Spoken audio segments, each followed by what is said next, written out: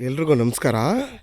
ಇದೇನು ರೋಡ್ ನೋಡ್ತಾ ಇದ್ದೀರಾ, ಇದು ಬಂದು ನಿಮಗೆ 30 ಅಡಿ ನಕಾಶೆ ರೋಡ್. ಇದು ನೋಡಿ, ಈ ರೋಡ್ಗೆ ಹೊಂದ್ಕೊಂಡಿರೋಂಥ ಜಾಗನೇ ಈ 13 ಕುಂಟೆ. ನೋಡಿ, ಈ 13 ಕುಂಟೆ ಇದು.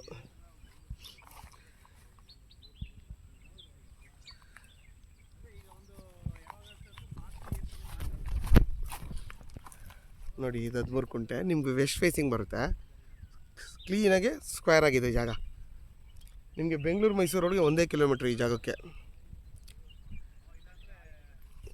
ಇದ್ರ ಬೆಲೆ ಬಂದು 2,20,000 ಹೇಳ್ತಾರೆ ಫರ್ ಗುಂಟೆ.